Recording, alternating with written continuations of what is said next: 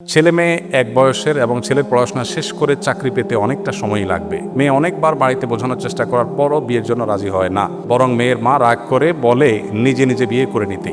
এমন পরিস্থিতিতে যদি মেয়েটা কাউকে না জানিয়ে বিয়ে করে তাহলে এটা জায়েজ হবে কি না? খুব কমন পড়ে গেছে নাকি? এত খুশি হওয়ার কারণ কি? বেশি কমন হয়ে গেছে? আচ্ছা, এ ধরনের প্রশ্ন প্রায় আসে। 10টা আসলে একটার উত্তর দেওয়ার চেষ্টা করি, তারপরে এটা গুরুত্বপূর্ণ বলতে হবে। খুব অল্প করে বলি। দেখুন, আল্লাহ সুবহানাহু ওয়া তাআলা বিবাহের দায়িত্ব দিয়েছেন অভিভাবকদের উপরে। আল্লাহ কোরআনে বলেছেন, ওয়া আনকিহুল আয়ামা মিনকুম ওয়াস-সালিহিনা মিন ইবাদিকুম ওয়া ইমাইকুম। অভিভাবকদেরকে আল্লাহ অর্ডার করেছেন তোমরা তোমাদের অধীনস্থদেরকে বিবাহ দাও।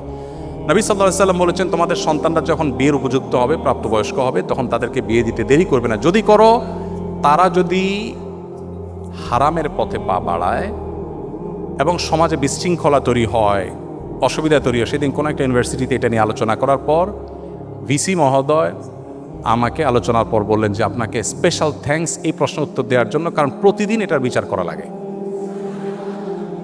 তো আমি বলতে চাই যে নবী সাল্লাল্লাহু আলাইহি ওয়াসাল্লাম বলেছেন, যদি সন্তানরা বিয়ের উপযুক্ত হয়, অভিভাবকদের কর্তব্য তাদেরকে বিয়ে দেওয়া। যদি না দেয় এবং সন্তানরা যদি বিপদগামিতার পথে পা বাড়ায়, সমাজে বিশৃঙ্খলা সৃষ্টি হয়, তাহলে সেক্ষেত্রে কি হবে? তাহলে সেক্ষেত্রে যে ফিতনা, ফাসাদ, অনাচার হবে, এগুলোর দায় অভিভাবকের উপরে বর্তাবে। হারাম রিলেশন যারা করছেন, এখানে প্রশ্নের মূল প্রশ্নে যাওয়ার আগে একটা কথা বলা দরকার ছিল, সরি আমি ওখানে একটু ব্যাক করছি। সেটা হলো, বিবাহের আগে ছেলে মেয়েদের মধ্যে পরস্পরকে তথাকথিত ভালোবাসা নিবেদন করার নামে, প্রেম নিবেদনের নামে বছরকে বছর যে হারাম রিলেশন থাকে, এটা ইসলাম কেন হারাম করেছে? দেখুন, ডক্টর খন্দকার আব্দুল্লাহ জাহিমুল্লাহর চমৎকার একটা অ্যানালাইসিস আছে এই ব্যাপারে। স্যার বলেন যে দেখেন, একটা সাইক্লোনে, একটা ঘূর্ণিঝড়ে একটা দেশের বেশিরভাগ মানুষ মারা যেতে পারে, ওইটা আবার রিকভার করা সম্ভব। কিন্তু কোনো জাতির মধ্যে যদি একবার এই টেন্ডেন্সি আছে যে আমরা সন্তান গ্রহণ করব না, বৈবাহিক জীবন যাপন করব না, সাংসারিক জীবন যাপন করব না, এই প্রবণতা যদি কোনো জাতির মধ্যে একবার আসে, তখন মানব সভ্যতার অস্তিত্বই হুমকির মধ্যে পড়বে। কিভাবে?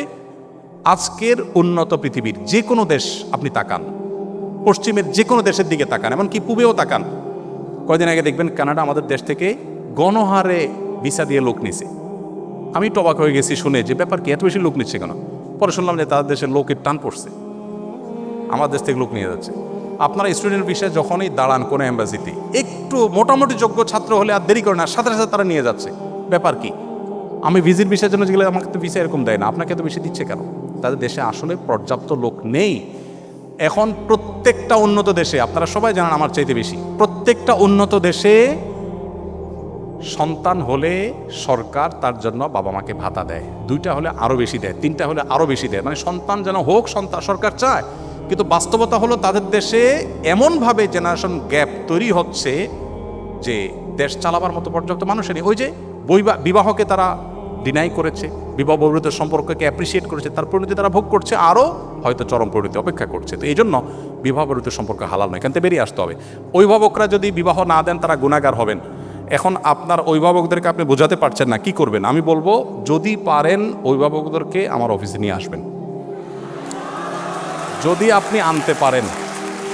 আপনি আনতে পারেন, আমি ইনশাআল্লাহ চাচা চাচিকে বোঝানোর চেষ্টা করব ইনশাআল্লাহ। আমি পল্টনের একটা হোটেলে গিয়েছি একটা প্রোগ্রামে, তো এক যুবক তার বাবাকে হাত ধরে নিয়ে আসছে আমার কাছে, এসে বলছে, হুজুর এই আমার বাপ অনেক বলছে বিয়ে দেয় না, তো বলেন। আমি তো লজ্জায় পড়ে গেলাম যে কত বেহায়া ছেলে, এভাবে মুখের উপরে বলে নাকি মানুষ? তো বাবা মাদেরকে যদি আপনারা বুঝাইতে না পারেন, তো সেক্ষেত্রে অনেক বুদ্ধি আছে। সেদিন এক যুবক একটা দারুণ আইডিয়া দিল, বললো যে ভাই, আর্লি ম্যারেজের যে উপকারিতা, এটা নিয়ে আপনার একটা বক্তব্য ছিল। আব্বা আম্মাকে তো আসলে ডাইরেক্ট বলাও যায় না, তো ওই বক্তব্যটা ইউটিউবে চালাই দিয়ে আমি টয়লেটে চলে গেছি।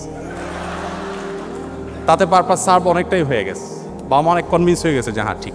তো যাই হোক, আমাদের বাবা মাদেরকে আমি অনেক সময় বলি, এখানে তো আর মুরব্বীরা নাই, ওনাদেরকে থাকলে আমি বলতাম, এবং অনেক সময় আমি বলি, আমাদের মুরব্বীরা, বাবা মারা, ওনারা যে বয়সে বিয়ে করেছেন, এখনকার সন্তানদের সামনে সোশ্যাল মিডিয়া যে ফিতনার সয়লাভ চলছে, তাদের তার চাইতে বেশি আর্লি বিয়ে করার প্রয়োজন হয়। আমি অনেক জায়গায় বলেছি যে আমি কিন্তু এই বয়সে নানা হয়ে গেছি, কেউ বিশ্বাস করে না।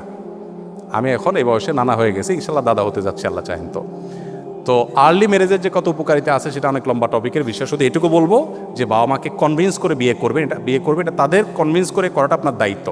হানাফি মাযহাব অনুযায়ী প্রাপ্তবয়স্ক মেয়ে নিজে নিজে সিদ্ধান্ত নিয়ে বিয়ে করলে বিয়েটা বাই ল কোরআন হাদিসের আলোকে শুদ্ধ হয়ে যাবে, যদিও অন্যান্য ইমামদের মতে অভিভাবকের সম্মতি ছাড়া মেয়ের বিয়ে বিশুদ্ধ হবে না। তো এই জায়গাটাতে আমি বলবো বোনদেরকে, ভাইদেরকে যে বাবা মাকে কনভিন্স করার চেষ্টা করুন, নানাভাবে কনভিন্স করার চেষ্টা করুন। এটা সিরিয়াস ইস্যু এবং তাদেরকে জানিয়ে বিয়ে করা ভালো। অনেকে বলে হুজুর পালিয়ে বিয়ে করা যাবে কিনা, আমি বিয়ে তো চুরি না, পালাতে হবে কেন? কনভিন্স করে অভিভাবকদেরকে বুঝিয়ে তারপরে করেন। এই চ্যালেঞ্জগুলো ওভারকাম করতে হবে। আপনি যুবক মানুষ, বিশ্বজয় করবেন কিভাবে? শুধু বিয়ে যদি করতে না পারেন বাপ মাকে বুঝিয়ে। বিয়ে করার ব্যাপারে বাপ মাকে যদি ভালো করে বোঝাতে না পারেন, আপনি দুনিয়া জয় করবেন কোত্থেকে? এই ছোট কাজটা যদি না পারেন চ্যালেঞ্জ নিতে হবে, কিন্তু তাদেরকে বোঝানোর চেষ্টা করতে হবে। আর কত বুদ্ধি দেবো, একটা ছোট টিপস দিয়ে শেষ করি। এলাকার ইমাম সাহেব হুজুরের সাথে বাইল করবেন, হুজুরে ভালো করে চা নাস্তা খাওয়ায় বলবেন হুজুর আমার আব্বাকে একটু এই বিষয়টা ভালো করে বুঝান, দেখবেন হুজুর ইনশাআল্লাহ কনভিন্স করে ফেলেছে। তো যে কোনোভাবে বাবা মাকে সন্তুষ্ট করে করার চেষ্টা করুন। যদি না করেন, নিজেরা করতে চান গুনাহ থেকে বাঁচার জন্য আর কোনো উপায় নাই, সেক্ষেত্রে বললাম যে হানাফি থট অনুযায়ী বিয়ে বিশুদ্ধ হয়ে যাবে, যদি অন্যান্য ইমামদের মতে হবে না। আমি একজন ছেলেকে বিয়ে করতে চাই, সে ধার্মিক এবং ফ্যামিলির ভালো, সে মেডিকেলের নয় ইঞ্জিনিয়ারিং পড়ছে এবং আমরা সেম এজের। এখন আমার ফ্যামিলিকে কীভাবে মানাতে পারি? ওই যে বুদ্ধি তো শিখিয়ে দিলাম কীভাবে মানাবেন।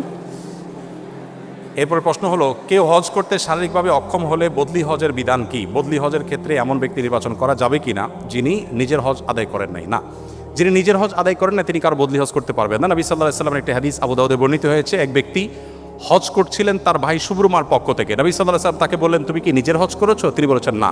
তখন বলেছেন, আগে তোমার হজ করো, তারপর তুমি আরেকজনের পক্ষ থেকে করবে। সো কেউ বদলি হজ করতে হলে নিজের হজটা আগে করা থাকতে হবে। বাবা মার 3 সন্তান, 1 বোন 2 ভাই, 3 জনের স্বাবলম্বী। ইসলামী শরিয়া অনুপাত অনুযায়ী বাবা মায়ের সম্পত্তি বন্টন না হয়ে যদি সমান 3 ভাগে ভাগ হয় এবং তাতে বাবা মা এবং ভাই বোন সবাই সম্মত থাকে, তাতে গুনাহ হবে কিনা? প্রথম কথা হলো, সম্পদের ভাগটা হবে বাবা মার মৃত্যুর পর। এটাই হলো কোরআন হাদিসের নির্দেশনা। জীবিত অবস্থায় যদি ভাগ হয়, সেটা সম্পত্তির বন্টনের শরিয়ার যে নির্দেশনা সেটা আওতায় পড়বে, এটা গিফট হবে। বাবা মা জীবদ্দশাতে একটা উপহার হবে, সন্তানদেরকে দিলেন। কিন্তু মৃত্যুর পরে হবে মূলত বন্টনটা ওয়ারিস হিসাবে। সেই বন্টনে যদি সব ভাই বোন একমত হন যে ঠিক আছে কোরআন হাদিস অনুযায়ী কেউ কম কেউ বেশি পায়, বাট আমরা সমান সমান নেব এবং কোনো দায় দাবি রাখবো না, এটা যদি সন্তুষ্ট চিত্তে তারা করেন, সেটি জায়েজ আছে। কিন্তু আল্লাহ তাআলা যে বন্টন করেছেন সেটার প্রতি পরিপূর্ণ ঈমান থাকতে হবে, সেটা অযৌক্তিক নয়, সেটা অন্যায় নয়, সেটাই সবচাইতে ইনসাফ। এটি বিশ্বাস করে নিজেরা যদি এটা ডিসিশন নেন, ঠিক আছে বোন একটু কম পায় কিন্তু বোনটা আমার গরিব, আমি ছেড়ে দিলাম, সমানে দিয়ে দিলাম, এটা যদি ভাইরা ডিসিশন নেন, সবাই যদি সম্মত থাকেন, কোনো অসুবিধা নেই। মুশকিল হলো এই সমস্ত পারিবারিক ডিসিশনের ক্ষেত্রে 1-2 জন ডিসিশন মেকার হয় আর বাকিরা বাধ্য হয়ে রাজি হয়, লজ্জা কিছু বলতে পারে না। এই জিনিসটা খেয়াল করতে হবে যে কেউ তো বাধ্য হয়ে রাজি হচ্ছে না, এটা শেয়ার করতে হবে। অনেক স্থানে বিশেষ করে গ্রামাঞ্চলে দেখা যায় অনেক হুজুর চুরি যাওয়া বস্তু খুঁজে দেয়া থেকে শুরু করে অনেক গোপন জিনিস জিনের মাধ্যমে জেনে দেওয়ার প্রতিশ্রুতি দিয়ে থাকেন। এক্ষেত্রে এগুলো বিশ্বাস করা এবং কুফুরের সীমা কতটুকু, এটা সম্পূর্ণ নাজায়েজ একটি কাজ। ইস্তেআনা বিল জিন বা জিনদের সাহায্য নিয়ে এ ধরনের কাজ করা, এটাকে সারা বিশ্বের সব উলামা ইকরাম নাজায়েজ বলেছেন। অতএব এটি কোনো অবস্থাতে জায়েজ নয়।